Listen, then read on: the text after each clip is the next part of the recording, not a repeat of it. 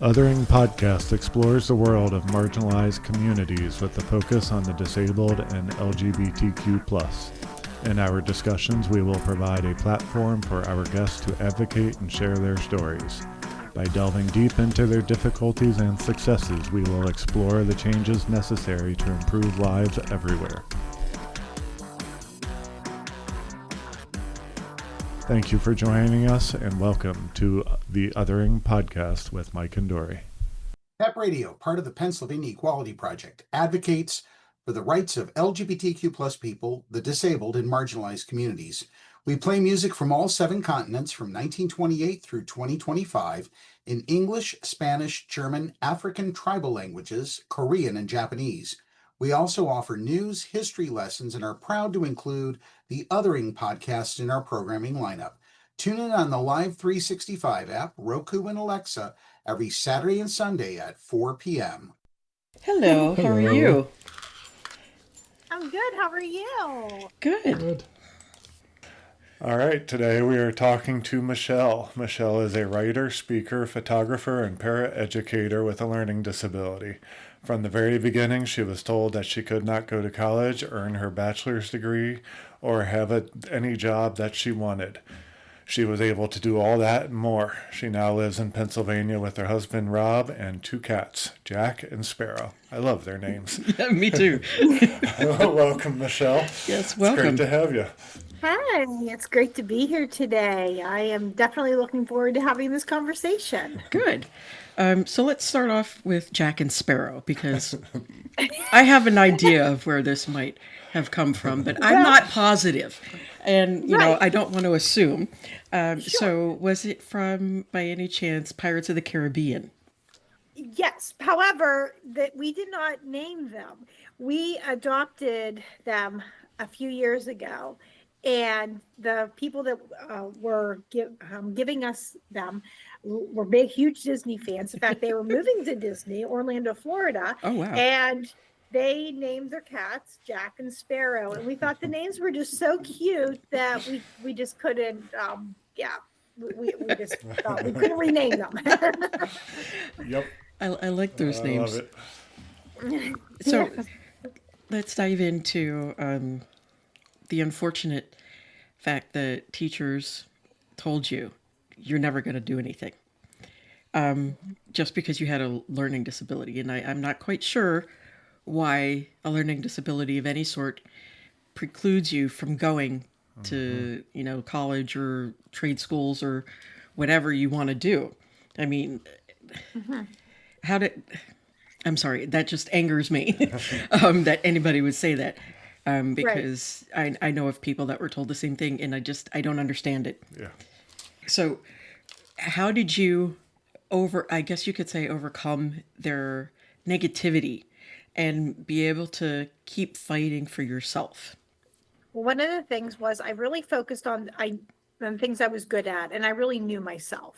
And whenever my learning support teacher was telling me that I couldn't go to college and was suggesting a trade school, none of the programs interested me.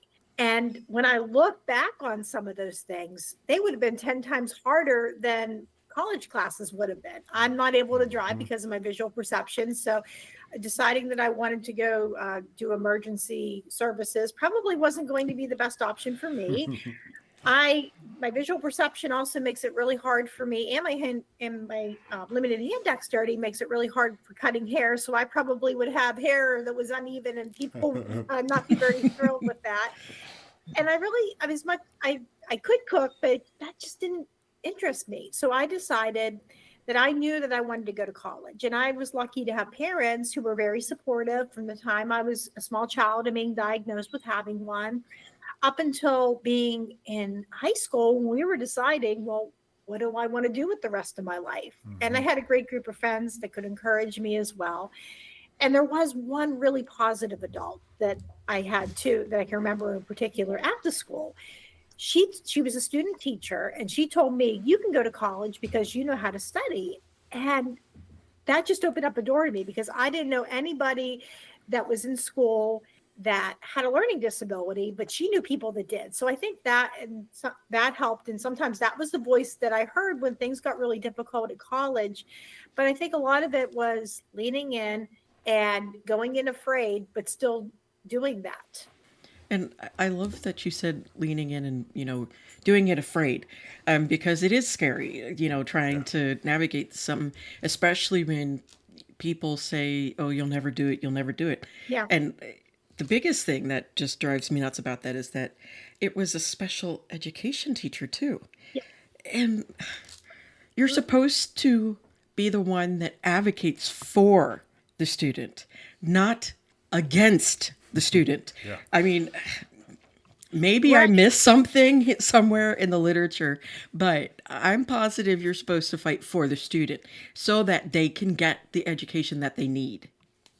I agree 100%. That is something that I tried to do with the students that I work with. I can maybe tell them, well, have you thought about maybe this resource? Or have you thought about maybe, okay, that sounds like that's a good idea. But I mean, there could be maybe a backup plan. Maybe if you like working with animals and you want to be a veterinarian, we can say, well, maybe vet tech might be something you could consider as a backup. It's still working with animals. And a lot of times when they get through that and they realize, okay, I don't want to go to school for all these years and have all of that, but it's close to something that somebody wants to do. And I think that's what we got to keep in mind. And I even found as an adult after high school, I still found people that were still stigmatizing me. I had a psychiatrist of all people who, after he evaluated me, said, well, based on your scores, you're so low, you're most likely not going to go beyond community college. Wow. And I didn't think that was very encouraging. No. And, yeah. What the hell? When you chose your career, did you choose that to help people because of what you went through? Was that on purpose? Yes, that was one of those things I knew that I wanted to do. I always knew I wanted to work with students. Okay. And my dad really encouraged me, you should really get involved working with students that have disabilities. And I think part of that was definitely because I wanted to make that difference. But I knew with working with students, becoming a certified teacher was not a wise option for myself. I knew that if I could probably not pass some of the classes, and I knew the tests scores because I'm not a great test taker. I could never pass them. So I didn't want to set myself up for failure, but I found something really similar to that. And I got my degree in early childhood education, and I loved that. And then eventually, whenever I decided to go back to university, they had a program called Community Programming for Americans with Disabilities. And it's a service end of working with people with disabilities. And a lot of teachers or people that were studying to be teachers and they couldn't pass the praxis, that test at the end, rather than give them a degree they're not going to be able to use, they said, well, why don't you come and join this department and get a degree that you're still helping people and you're still making a difference, but it's just not a teaching job. I like great. that. Yeah. I'm very thrilled that you were able to find that because Yeah. I didn't even know that existed. I didn't, hear about a lot of things. In fact, there was a lot of stuff that growing up in, going to high school that teachers don't tell you, the counselors don't tell you, and you're supposed to just navigate it by yourself. And I am thrilled that you were able to have people that were like, you know what? Maybe try this or try over here instead of just saying, what do you want to do? Kind of thing. And because we need that encouragement. Yeah. Even if, and I suck at testing myself. I can't stand those. And I don't even understand the point of them because they don't really show our actual abilities to do anything. It doesn't prove that we're smarter or able to climb a tree better or whatever it is that we like doing. And I think we really should get rid of those state testing and base it off of our actual grades. Yes. And just our actual, how did we perform? Were we able to actually do public service and, things like that, more important aspects than whether or not you could take a test. Agreed, because all you're testing is what that person that's evaluating you knows, not what I know. Mm-hmm. I've even found that out as an adult when they give you those psychiatric evaluations for having a disability. Okay, it's no surprise. I'm not great at math. I'm better at reading. And if you throw some random questions out at me, I may or may not know the answer to that. The only thing that did surprise me was the limited hand dexterity. And when I found that out, that the light bulbs just went off, because finally that's why things were falling out of my hands for a lot of years too. So, but other than that, even when I got the standardized testing back when I was a kid, I can remember those little the bar graph, and I'd have a larger bar graph in reading, and I'd have this teeny tiny one in math, and it was never a surprise. And I can just always remember the recommendations were to work with me in math, and I'm thinking, well, we're already doing that. So I just, but why don't you go after things that I do know how to do, or things that I can do? And I just wish there was a way to measure that. Or even if we have the perspective of, all right, this person's not that great at math, probably not going to be a mathematician, but there's other things that person can do. And that's just an evaluation of a person. Everybody has things they're good at. Everybody Mm-hmm. has things that they struggle with. And Of course. I have yet to see the person that really struggles with in one area decide, I'm going to go get a job doing that. I mean, most people don't want to go Yeah. for stuff they don't do well in, or they No, don't and it like. makes sense. And sometimes, even though Mhm. you struggle, sometimes that is actually where you're supposed to be. I mean, Yeah, because right. it's based off of this extremely streamlined mechanisms of what we're supposedly supposed to know, Right. instead of actually kind of branching out into the art and Hmm. those aspects of learning that we amass, or how does math Hmm. relate to reading. Sometimes if you can relate the subjects, it helps Right. open Mm-hmm. up the learning process, and instead of just Exactly. saying, well, math is math and that's it. And you get those students, well, I'm never going to do this, why do I need to know? We need to actually set up the classes so that when you're learning about, say, Jane Austen and reading, you Hmm. can relate that to a practical experience in real life. The literature Hmm. kind of tells you about society. And Right. then, it kind of helps you there. Well, how does math fit into this? Well, math fits in by the society's clothing and how they wear the Hmm. clothing, and the buildings and the bridges. If you tell Right. them that stuff, that's way more interesting than just 4 + 4 = 8. Yeah. Yeah, it's remaking how we learn and how we present information. And I think that is something that is so important to do, because it becomes that real world relation that they Mm-hmm. can they can relate to, or they can give them a different way to think. And I think Yeah. that is so important. You had mentioned that your parents were very supportive when you were going off to college. When Hmm. you were going through school, like high school or even younger, and you had to do the math homework or whatever that you struggled in, did you have, were they supportive with that and helpful, or did they make it harder? They made they were very supportive with that too. They went to all my meetings when I was young, and they advocated for me, and we spent a lot of long tearful homework sessions sometimes together. It was hard. Yeah. I mean, but my mom and dad still made me go to school, even though I was not going to do good on a test. Even if it wasn't a math test, it could have been another a regular ed class. Mm-hmm. And they made me go to school and take that test. They made me go to learning support, even when I didn't want to do it. If they had a concern, they called the school. If the school had a concern, they called them, and they worked together. And the school educated the family, my family as well. They told them all about having a learning disability, and they told about their concerns that it about me developing learned helplessness, and they wanted me so they gave my parents a lot of tips. We want to really encourage her to learn, make her do her best, but don't expect perfect grades. And that was something my parents really emphasized. I had to try, but it wasn't that I had to be perfect. And another really good thing is they wanted to set me up for success. Mm-hmm. A Yes. lot of parents might have that I went to school with their kids, they wanted them to take AP classes, a foreign language class, And those things aren't necessarily bad, but if you have a student that has a brain that works differently and learns in a different fashion, it's probably going to be a real struggle to put them in a lot of classes like that. So my mom and dad had me in academic classes. So I still, for English, science, history. So I had that opportunity, still have that bar up where I could handle that. It still gave that opportunity for challenge, but it was something I could do well. And then for the other areas I needed support, such as math class, they decided that learning support was the best way to go. And that enabled me to be successful. I made honor roll for 4 straight years. And it really worked out well for me being able to do that.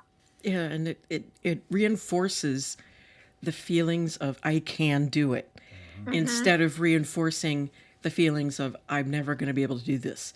I don't know what I'm doing. And that's honestly, like, I think the biggest thing that we really need to push is encouraging teachers and parents to always push for do your best, and whatever your best is, that's good enough. We don't need straight A's all across the board every day. And parents should never assume that you're smart just because or not that you're smart, but that you can do it just because they're good at it. Right. Yeah, don't assume that just because you're a math wizard that all of a sudden all of your offspring are going to be math wizards. Right. And, it happened with Einstein. Einstein being a genius, when he had offspring, he kind of didn't like some of them because some of them weren't geniuses either. And that's a disservice because Right. his kids weren't stupid. They just weren't his genius level. And, being compared to that hurts the child immensely. And we need to get away from that. We need to understand that we gave birth to new people, not a regurgitation of us. Exactly. Yep. Not that we throw up our kids, No. Oh, of course. No, not at all. But yeah, I agree with that, definitely. Because that's a new person. That's a person with their own individual likes, dislikes, and strengths, and also things that they struggle with too. And I'm like, I don't know if you've listened before, but I was in education. So that's partially why I keep talking about it, because I learned about it. And, I was a teacher for a while, and hearing so many stories of students, feeling like they couldn't do anything. And then I would get them and help them turn that thought process around, was the greatest feeling ever. And it just kind of fuels you to keep going. And Yes. I love that feeling. And I wish that more people had that, because Right.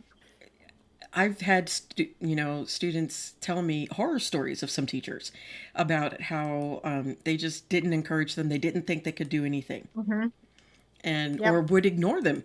And it's like, why did you become a teacher? Exactly. Right. And I think it's also looking for those things that somebody is good at. In my history classes, I had a really great teacher that could see, okay, maybe I couldn't do a map very well, but I could speak really good and I could write. And he would really be like, all right, I want you up in front of the class doing presentations. I want you to be, he goes, you're a good student. They had awards and I didn't get one. And he goes, Michelle, where was your award at? Oh, I didn't have one or something. And he goes, well, you should have got one for literary or something to that effect. But he could see the things that I was good at. And that's what they emphasize. And I think that's something that I try to do with the students in the classroom too, is try to see those things they're good at. Try to see those things that they're interested in. And sometimes when we can pick up on those things, it turns into a really great experience for the student. Oh, God, yes. Yeah. Yes. Because, I didn't totally struggle in school. There's some aspects that I wasn't great at. Right. But even for me, it would have been nice to have teachers that were like, well, let's try and, discover it this way. And think of it in these terms. Or, like I was saying earlier, combine the aspects of what you're learning. How does math pertain to, say, 1870s America? Right. And encouraging your students like that would have been a world of difference even for me, Hmm. because I did it, but I didn't feel like I connected with it until I went into Right. college. Exactly, because that's sometimes where it's not that rote memory where you're just learning lists and Yep. charts. You're actually having to put that into action.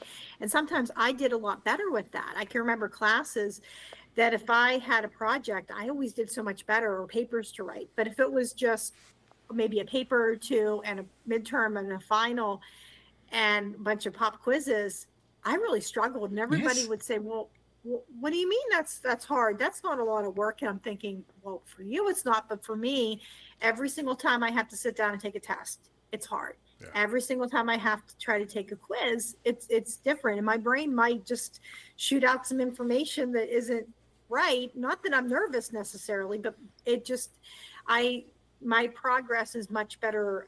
What I know is much better observed if you give me a project to do and to Yes. Yeah. apply it. Or, like you said, a presentation too. Yeah. That makes a huge difference. Being able to actually connect, and Hmm. because I think we do a disservice of our students from high school down, where we can't. I understand, like in elementary school, the Hmm. rote memorization, Yeah. but Right. once we start in middle school, we need to kind of broaden the rote memorization, have a Hmm. little bit of that, but also a connected, Yes. because once you get to Hmm. college and you have to start connecting those dots, it's really hard to connect the dots when you're just Yep. supposed to regurgitate the dates for so long. Right. And I can remember, I also know, like with my students too, like if they're in science class and they're just like, why do I have to learn science? I'm just going to be a hairdresser. And I said, do you know the math that's involved with that, the science that's involved, that you have to figure out how much pH, how much color to give? You're doing a lot of those, a lot of chemistry, and to figure that out. And sometimes, I mean, I'm working with seventh graders, so they can't quite see beyond that. Hmm. But I always try to put that in there. I try to tell them that. And I also give them this idea too, that right now you need this information. I mean, to do that. Right now we have to go through that. But someday you're going to decide what that'll be their choice, what they're going to do with that information. If you're Hmm. somebody that doesn't like math, well, then I would probably say don't get into a job where you're going to have a lot of that. Or if you're somebody that doesn't like, I had a student that asked me, why do we need to learn history? Now, I know the importance of that, but to that kid, it didn't seem very relevant. So I told him, I said, well, right now we need to learn this. But I said, but someday when you're an adult, after you're done with high school, if you want to turn off the history channel, that's something that you can do when you're an adult. Hmm. Yes, and that So is true. I Mm-hmm. I grew up with a lot of problems in school. I have Mm-hmm. comprehension problems. I had a lot of Mm-hmm. problems, and I don't know how old you are, but I'm 44. So back in the 90s when I was in school, Yep. the answer was putting me in the remedial classes, which meant I was with the people that did the drugs and the people that went out drinking every Mm-hmm. weekend and the people that were just troublemakers and didn't care. And they weren't there because they weren't smart enough. They were there because they didn't give a shit. And I feel like that Mm-hmm. hurt me a lot. So then I would go home and I was expected to be as good as my parents were at the same time. So I'm struggling in school without the support there because they think I'm just not smart enough or whatever. So I'm not getting the support there. And then it's Mm-hmm. just kind of a struggle outside. And I'm struggling with peers on top of that. Did you have problems with your peers and classmates? Yes, I certainly did. A lot of it was I was an only child for 13 years. So when I went to school, I was so used to dealing with adults that I did not have a lot of social interactions, Yep. that how to deal with them. So that was already the first strike. Then having a learning disability diagnosis and going to a small public school that was very conservative, and everybody was close knit if you were one of them, and it was really clear I wasn't one of them, especially when I had to repeat the grade in a different school in our district and everybody knew each other and I didn't fit in, and Right. having that disability made me stand out. And when I went to learning support, it was still difficult because a lot of my peers struggled more with reading. Other ones had behavior issues. Mm-hmm. sadly, some of them had some real trauma backgrounds in their life. And then there were students in there that, looking back, I don't think they had learning disabilities. I think they had autism and they had other disabilities that nobody knew where to put them at. So they just lumped everybody together in a classroom. Yep.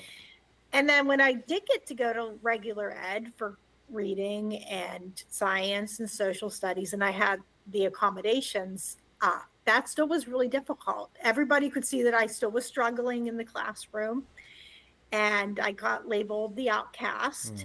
And people could see that I went to learning support because I still had to have the test read to me, and I still needed that extra test time. And when I was young, it was a lot easier. It was just, well, you're not my friend, and I don't want to play with you on the playground, or you're not invited to my birthday party. But when I was a teenager, it got a lot harder for me. Every group was so defined. Yep. And I didn't fit in with any of them. And they had, they all seemed to have one thing. A lot of them had one thing in common. They didn't like me. And some of that actually got to the point of threats. And luckily, I was seeing an older guy that was outside of my district. And he said, I think this person is just picking on you. Next time she says something to you, just ignore her. And I remember she was standing there and told me how she wanted to kill me. And I just said, oh, that's nice. Have a great day. And the shocked look just came over her face, like it didn't bother me. And luckily, she was just blowing smoke. I was really lucky. And I know there's people out there that are not so fortunate. And another thing that really was good for me, though, was I realized at that age, because I was with a lot of adults, that I wasn't connecting with people. And I had a couple friends, but I just wasn't going to get that connection that I wanted. So I found an arts group just right outside of our school district. And I found other kids that didn't go to school with me. And I had that acceptance because nobody could tell I had a disability. And even when I shared that, other people had said, oh, I have a disability too. And I found other peers that had my interest. And once I transitioned out of that group, I found an adult writing group. And these people were just a few years older than I was. And they had the same interest. And one of the really cool things was that they got to see me grow as a writer and a person. And over 20 years later, we still meet once a month to talk about our writing or in each other's lives. Oh, that's and great. yeah, so it was worth it. And I could see that just the people I went to school with, there were a couple nice people, and then there were some people who weren't, but they just were not my tribe. Yep. Yeah. Yeah. And sometimes it's hard, especially when you're in, the throes of puberty, to realize that sometimes you're, I guess you could say, beyond. You're beyond that, because when I think back, a lot of times those of us with learning disabilities or neurodivergence were at a different level than our peers who were, neurotypicals. And Exactly. they were going through things that sometimes we were either forced to go through earlier because of our differences, or like you said, because you're around adults more, you kind of skip those aspects too, because you're just like, that's childish. And you go on. So yeah, we are kind of different. We're very different. And it's hard to see it at that time when you're a kid, but it's a beautiful thing because we get to see the world in a way that nobody else does. And we get to make, I think, better friends when we're adults, because we've weeded out the ones that are just there for whatever it is. And the ones that, well, you're still disabled. I don't want to be around you. I thought you were going to be cured, kind of thing. And, you get rid of those people too. Yep. And we're able to amass good people, like the good people that we were looking for as kids that we didn't realize we were looking for. Exactly. Do you struggle in the workforce now with your learning disabilities, or is it pretty accepted and understood? Right. I know when I first graduated from college, it took me a while to find the right job, because a lot of places said, oh, we're disability friendly, and they weren't. They didn't quite understand. So I think that was hard. And at my job now, I have a great working relationship with my employer. All the Good. kids know, do not ask me for help with math. And I'm okay with that. I'm really at peace.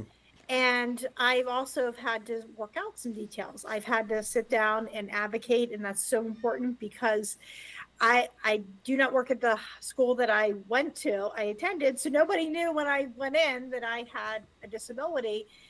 And so it's real important for me to come and be able to sit down and be able to talk to people and tell them this is the issue that I'm having, and this is what I need. And I'm really blessed. I mean, we never know though. It's always hard. Every single time I get a new teacher that I work with, every single time I get a new Yep. level or a new building, that can be really hard because we never know what the reaction is going to be. And I think sometimes we have to work through some things too. And that's not always easy. But Yeah. I think if we're in the right place, and my dad was a manager at his job too for a number of years. So my mom and dad kind of taught me how not to complain, but to explain about having that, because a lot of employers are afraid sometimes when Yeah. they see somebody that has a disability that's visible, or even if they hear about someone that has one that they can't see, they think, oh, this person, they're going to come in with this list of accommodations, and they're going to be really expensive, or they're a liability and we're going to have a lawsuit. And that just isn't true in every situation. If No. we can provide, yeah, the right accommodations, the right support, and the right position, people are an asset to a company, Yes. not a liability. Yeah. Re- I've had a lot of issues with work Mm-hmm. because one, I don't tell them. So I'm sure Mm-hmm. that's a big fault on me, but I also, I guess because I don't tell them, I get faulted a lot for stuff that I screw up or I miss Mm-hmm. because of the learning disability. And then that Yeah. causes a lot of other problems and mental health issues with me and anxiety, and just it goes downhill real fast. yeah, and I have a. I didn't realize until Mm-hmm. recently that I was even autistic and ADHD. Like I had an Mm-hmm. inkling, like that inner feeling of there's something off, but you can't put Right. your finger on it. And Mm-hmm. so it was difficult kind of working for me with me because I would need certain things, but I didn't realize why I needed them or Right. how I needed them until, like I said, like this year kind of thing. And I mention this because I think it's important that we find out as soon as we can. Mm-hmm. And when we do, that we work with our employers Yes. as soon as you can. And it doesn't necessarily mean to as soon as you're in the audition or whatever you're doing, not Mm-hmm. audition, but interview. That's it. Mm-hmm. When you're in your interview, It's an audition. yeah, it is kind of an audition. True. You don't necessarily have to sit there and blab No. everything. You don't have to say, well, I have this, and this, No. because that can scare them too. Exactly. And you don't want to be in the position of always giving them a no. Right. And I think sometimes when we are in an interview too, sometimes that's a really good way of also asking questions to think, are they going to be understanding? Yes. Right. Because if they're not understanding about it, then that really isn't the job for me.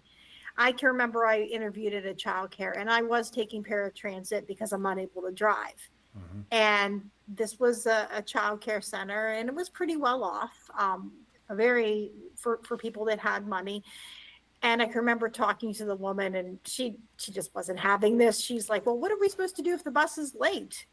You know, and then this is where it really sealed it. I knew the interview I wasn't going to get the job. She goes, oh, it says on your resume you've worked with students with disabilities. Do you enjoy that? I said, yeah. She goes, oh, we don't have any students with disabilities here. Wow. And I thought to myself, I just didn't see that as a possibility. And No. yeah, I'm not getting this job, and I'm happy I'm not going to Yeah. get the job because that just wasn't a place that I wanted to work at. And I also know what it's like to go into a place um, and not do well. And if I would have known some of these things, I don't think I would have necessarily went for some of them. Yeah. I can remember I had an interview for another position, and they didn't want to hire me for that. When I went into the interview, they called me for an HR job that involved math. Now, this is comical to think that somebody with dyscalculia is going to do well at this. And I took the job because I needed it.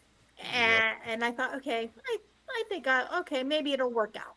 Well, it turned out that it didn't. And there was other tasks that I couldn't do. I never worked in an office. I wasn't quick enough. I didn't file things correctly. I certainly didn't do the timesheets right and some other projects. And that job, they let me go.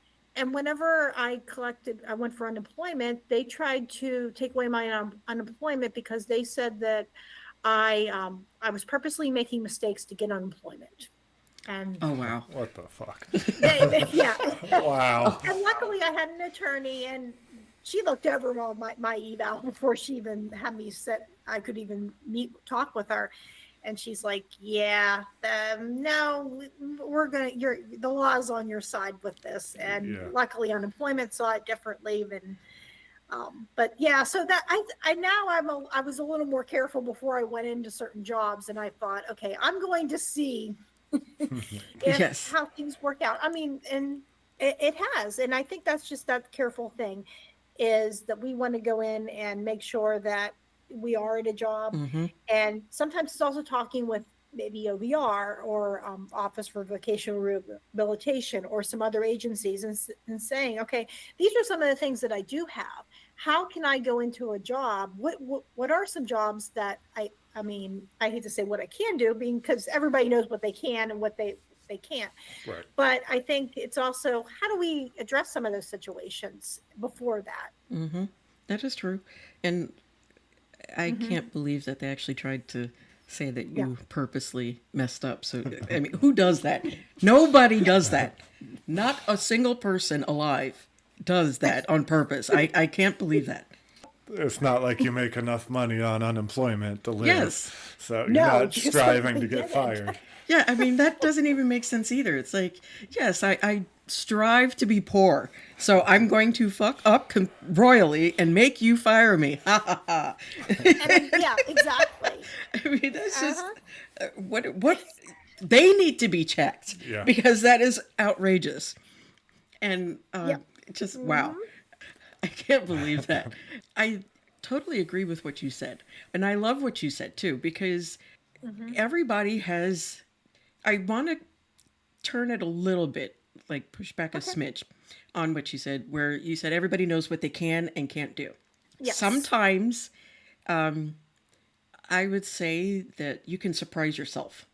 You think you can't do certain things, and you go to do it anyway, because whether it's your job or your kid needs it, and you're just like, what the hell? I did it. And, sometimes that can happen. And so I would say for the most part, we know what we can and can't do. Yeah. And sometimes what we thought we can do, we really can't. And, and that's okay too, because we have to learn, we have to continuously learn too. We can't just stay stagnant, because, well, that's no fun, for one thing. Exactly. And another thing is just, how can she say that there's no children with disabilities? I mean, that part bothered me too, because that doesn't make any sense. No. If, like I mentioned this before on one of our previous episodes that hasn't come out yet, so it'll be a shock. But we have about 8 billion people in this world. Yep. 80% of that 8 billion are disabled. Yep. That includes children and adults. There is no way in hell that you can look me straight in the eye and say there is absolutely nobody in your country, your town, your school, your job that does not have any type of disability. Right, because 1 in 5 people have a learning disability. Yeah. In that classroom, when you're in there, even you can tell with a lot of young children how they're going to struggle in the room. I have seen from other places where I had kids in preschool, and then I saw them up in middle school, and they still were the kids that struggled, and you could tell from a young age. And I'm the same way. I mean, that was me. Yeah, and some of them we can't see. No. exactly. And Yeah. to say that there's none there makes me feel like it's another one of those everybody's perfect kind of Hmm. crap. And Yep. it doesn't do anything for any Hmm. child's self-esteem or an adult self-esteem to sit there and say we have nobody like that here. It's the perfect family American dream style Hmm. living that they're trying for. She said it was upper class, and yeah, Yeah. uh, Yeah, And they were. yeah, Hmm. I understand that upper class, no offense to you upper class people, but you have a tendency to be raised in a situation where if you're not perfect, it's like, well, get out because you're Right. ruining, or, in the case of the Kennedys, Hmm. one of them had severe disabilities, not to the point of where she couldn't function, Right. but they didn't want to be bothered with her. So they put her in an institution and lobotomized her because Exactly. she Hmm. probably had autism and spoke out. I mean, Right. it's ridiculous. And it's that quest for perfection rather than having that acceptance that that is what that person is, and let's try to do things to support that person so they can be the best Right. right. version that they can, and yeah, of themselves. I agree. Or let's try to encourage them so they can be a person in life that is able to live life to the fullest, and to have that. I agree 100%. And I think sometimes too, disabilities don't discriminate because No. of the amount of income, the color of your skin, the neighborhood you live in, or your values. They come in there. I've known parents who have been very conservative, very wealthy, and Mm-hmm. they've had children that have had autism. Oh yeah. And some of them weren't exactly great with their child. Hmm. You would think that they would have been, but they weren't. And then we've known some families that didn't have anything, and their child came out with that too, and were great. Yep. So I think that it doesn't discriminate. No. And that's, yeah, exactly. You'll find that everywhere. And we should, because it's a Hmm. beautiful thing. Because Yes. we're not all the same. And Hmm. we wouldn't be able to have clocks if everybody thought the same. Yep. We wouldn't have Hmm. glasses if everybody thought the same, or electricity, Hmm. or hell, even walls. If Yeah. everybody thought the exact same. All of these came from people who thought out of the box. And Hmm.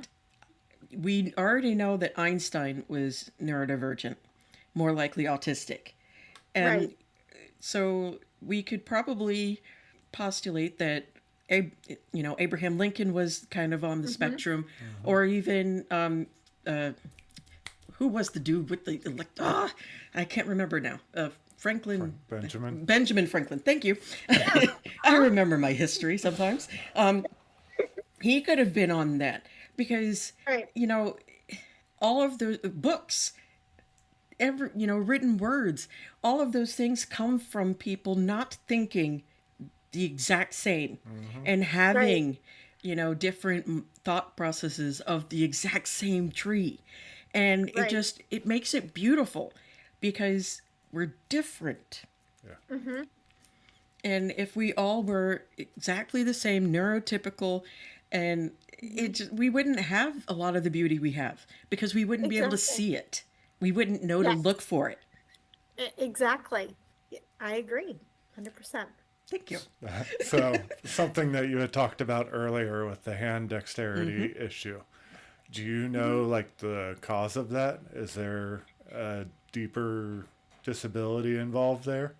A lot of it, I think, just relates to one's learning disability. For Okay. example, I cannot unlock doors with my fine motor skills, and it's hard. Like things will fall out of my hands. Like gym class was a nightmare for me. Mm-hmm. Number one, the visual perception, where it's not in my eyes, but it's in my brain. So anytime a ball would come to me, I would blink at a ball and be really uncoordinated, and I'm not able to drive. But then when it came with the hands, I thought, well, that just makes a lot of sense. That's why I can't do certain things with them, or my fine motor skills. And I just think everything just kind of circles back to having that learning disability, and it just all just comes in there because I mean, I'm at a pretty low, like below like zero on them. I think my right hand has a little bit more, but then my left, because that's my less dominant hand. And when they do that comparison with everything, I'm compared on a scale with people that had traumatic brain injury. So Okay. it kind of all goes back to the same source. My brain is just wired differently, and there's just certain things that brain is that CEO of the whole body, and Yep. Yep. whenever it starts to not work, as we would say in a typical way, then there's going to be other issues that are going to impact somebody's life. And Did that, I'm sorry. did you spend a lot of time in occupational therapy and physical therapy because of that? They did not do occupational therapy or physical therapy when I was a kid. Okay. Oh, okay. I'm not So sure they it did might when have had, we were either. yeah. Right. Now they do that with children. Yes. They Yeah. will come in and they'll have an OT that'll come in and work with them. They have maybe more physical therapy with things too. We did some visual therapy. I mean, not as much as maybe they do now, but my dad made a balance beam for me so I could walk across that. We had Okay. a wiffle ball that my dad hung from the ceiling in the basement, and I had a baseball bat, and we would try to hit that. And part of that also is really interesting too with the visual perception. My mom and dad knew driving was going to challenge for me. So it wasn't whenever I was 16, well, let's just study and try to get your license. They wanted me to wait a year to see, okay, does she need a little bit of maturity with the brain? And then they had me doing little tasks before that happened. I can remember we lived out in the country and there was this open field. And my mom and dad said, well, why don't you go mow the field? And instead of making these beautiful, long, straight lines, I ended up making crop circles. So I affectionately tell people, we know where crop circles come from. I like that. And then my mom decided, well, do you want to drive? So she had me drive up the driveway when she was in the car. And thank God she was in the vehicle with me, because I almost wrecked into the family garage. And at that point, we're like, all right, we got to go and see what is going on. Passed every single test. I knew what to do if the car would break down. I knew all the responsibilities of being a driver. My vision was great. It was normal. And it was all fine and good until we got to the visual perception part. And they said, we don't recommend that you get your license. And it just was 100 pounds was lifted off of me, because I knew I couldn't do that. And Yeah. it was confirmed. And it's nice when you get that confirmation of, you Mhm. can't do something, and Yeah. you have somebody saying, yeah, we agreed, please don't. And Yes. it's a nice Exactly. um, affirmation, because always wondering is the worst feeling. Yep. Yeah. Wondering if there's something wrong with my brain, is there something wrong with my body, Yeah. what's going on, and being able to say without a doubt it's because of this, this, and this. I think is a freeing aspect right there in and of Yes. itself. As Agreed. horrifying as, or heartbreaking as some of these diagnoses can be, I Hmm. think it's better to know and be able to Right. work with it than constantly being gaslit or constantly questioning, Hmm. is it just me? Right. Because knowing it's not just you and that there's actually something wrong, Right. not that you wish that, but it's No. it's a nice thing, because you want to make sure that you're just being able to do what you can with what you can, Exactly. and it's much more freeing and understanding, and able to then explain to other people who may not have the same Hmm.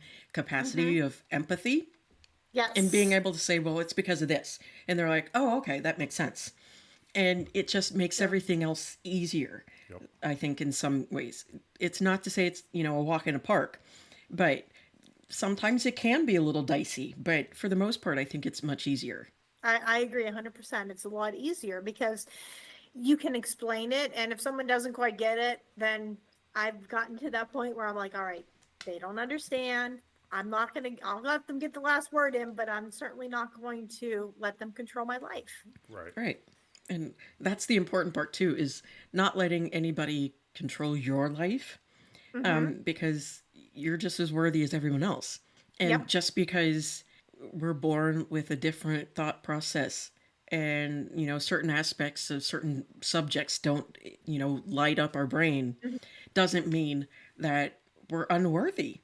And Yep. I think that's the other thing that especially wealthy people need to understand, is that these children are gifts.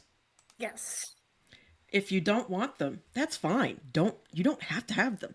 And you shouldn't if you don't want them, because that's not fair to you, that's not fair to your significant other, and Right. it's not fair to the kid.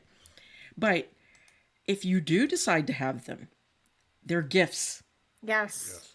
Agreed. And these 100%. gifts deserve the care and love of any other gift that you get, Mm-hmm. and if not more so. But we can't expect them to be perfect. We can't expect them to be a reiteration of us. And we Hmm. can't force them into boxes anymore. We got to stop the Right. boxes.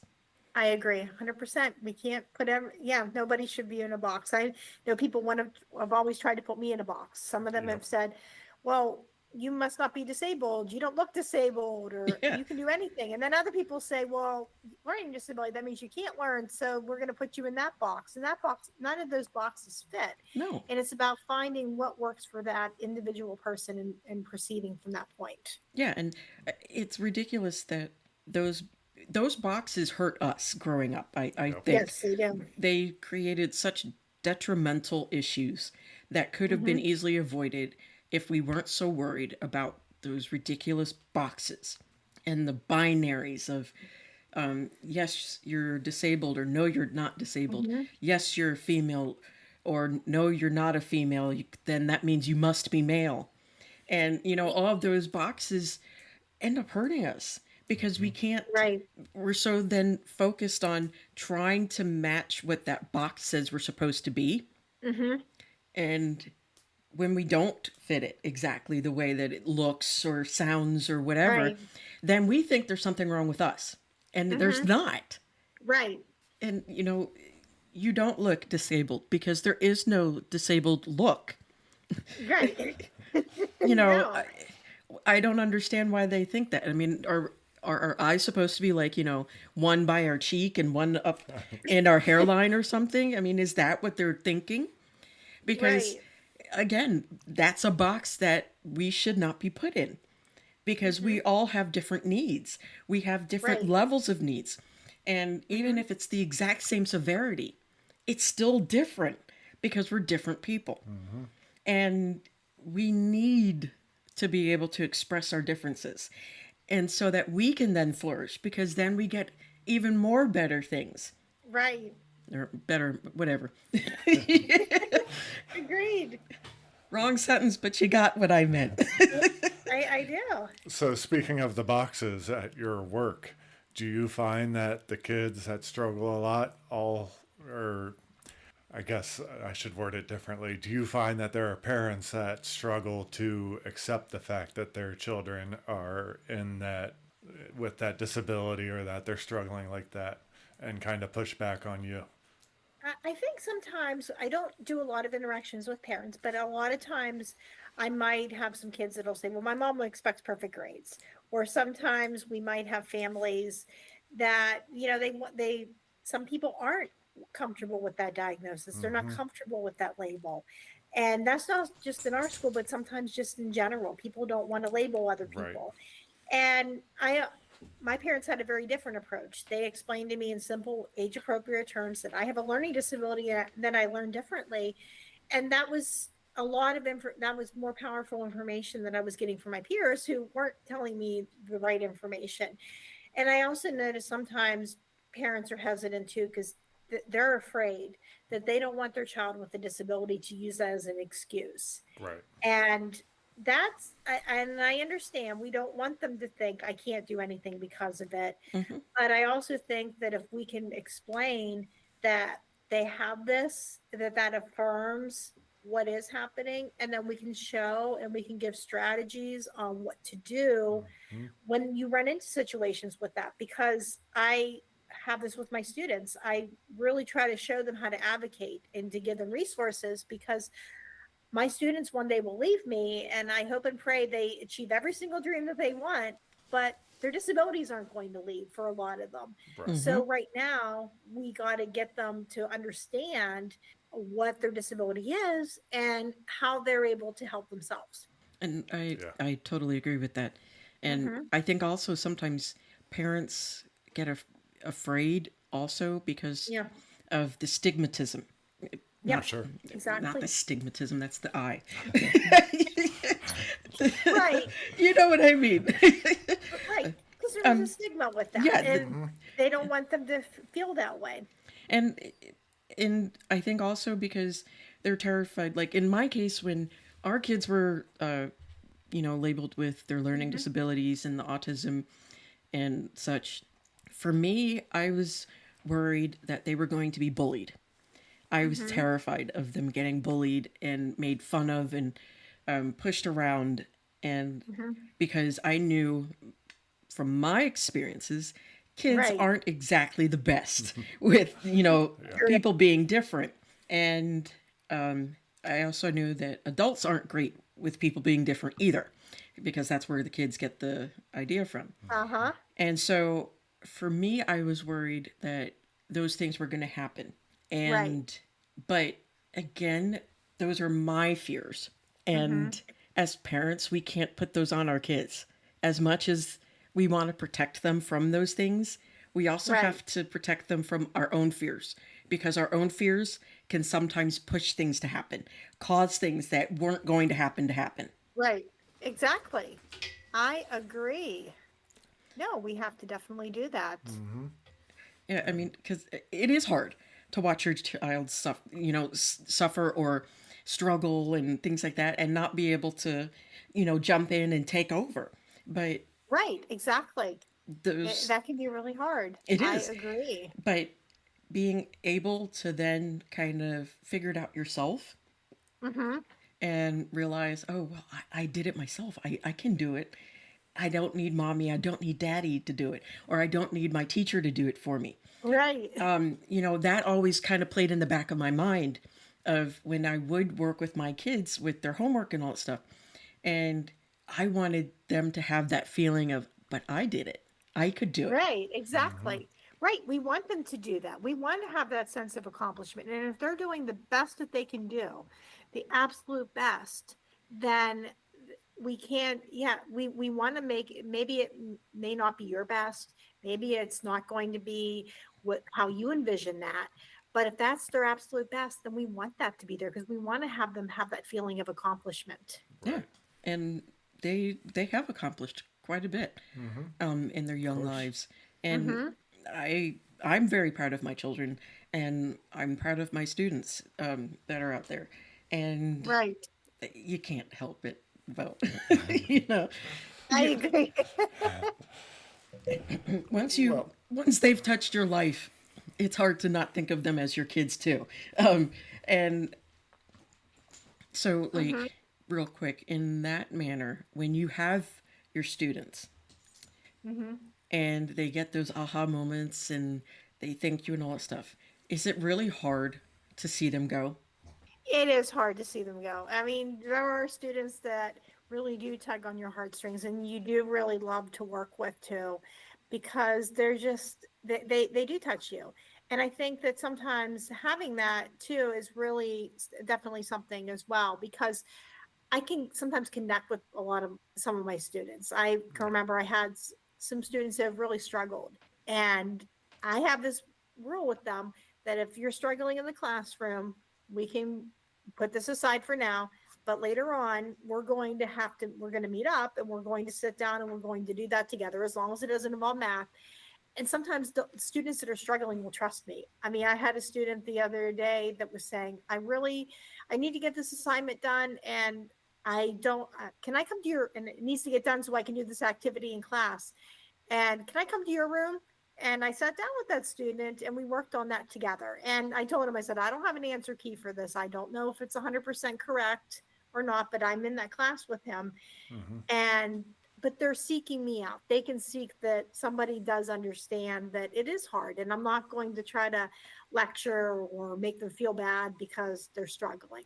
And I'm Yeah, glad that that's great. those kids have you, Hmm Thank you. because teachers like you are truly so few and far between at Yep. times, it seems. And I thank you for, giving them that hope and that adult figure in their lives that shows them, yeah, it's a struggle, but when you get past that struggle, that's the beauty. That's the part Yep. that's beautiful, is that you were able to come out on the other side and Mm-hmm. more knowledgeable, more wise.